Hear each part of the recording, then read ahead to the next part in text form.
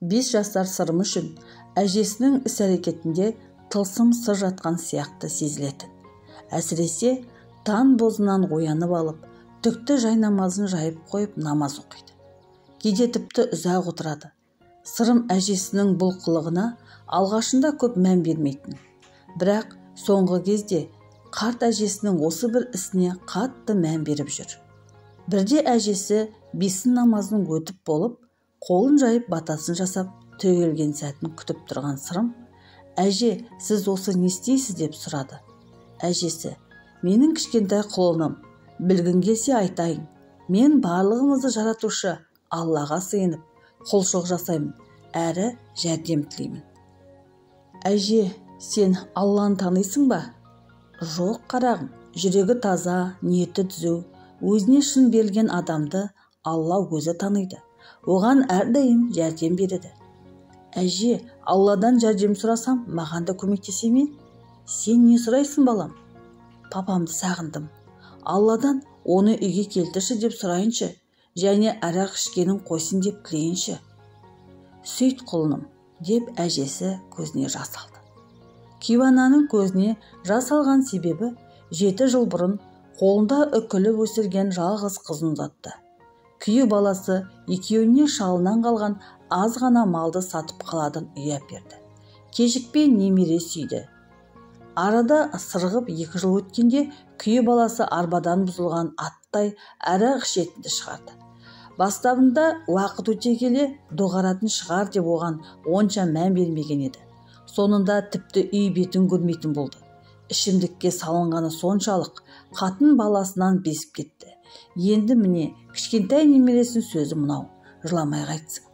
Сол күннен бастап кішкентай Сырым әжесінің үйретуімен намаз дұғаларын жаттап, сәждеге бас қойды.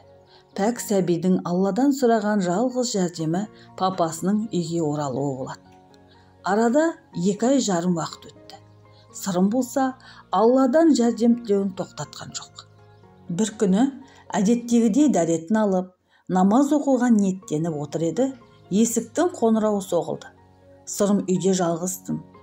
Әжесі ауылға, мамасы жұмысқа кеткен. Сонда бұл кім болғаны? Абдырап барып тын-тыңдады. Қоңырау қайта соғылды. Бұл жолғысы тым ұзақ. Сырым орысшалап: «Сіз кімсіз?» деп сұрады. Жауап орнына: «Ұлым, есікті аш» деген өксікке толы папасының үні естілді. Сырым бұған ешқандай таңданған жоқ. Осылай болатынын жүрегі сезген еді. Өйткені Сырым Алланың жәрдем беретініне толық сенімде болатын. Есікті ашты. Басында аппақ тақия, қолында кішкентай тасбих, жүзі нұрланып, жарқырап тұрған ұлын көрген әкесі оның бетінен иіскеуге батылы жетпей тосылып қалды. Себебі ұлының ойлы жанары мен нұрлы жүзінде имани сезімнің ұшқындары оттай лаулап тұрды. Тізерлеп отыра кетті. «Ұлым», деді, «мен енді бәрін тастадым. Жамандық атаулыдан аулақ жүретін болам балам. Түс көрдім. Түсімде ақ сәлделі қария келіп, үйіңе қайт, арақ ішуді доғар» деп ескертті. Оны елей қоймадым. 2-ші рет тағы осы оқиға қайталанды. Ойланып қалдым. 3-ші жолы аса қаһарлы қария қолындағы аса таяғымен сабап өлтіруге шақ қалды. Сырым аяулы папасын одан әрі сөйлетпеді. Оған бәрі түсінікті болатын. Қолынан жетектеп әкеліп, папасын төрге отырғызып: «Ұлы жаратушы ем, неткен қайырымды едің» деп қолын жайып бата қылды. Папасы да көзінің жасын сүртіп, ол да бетін сипады.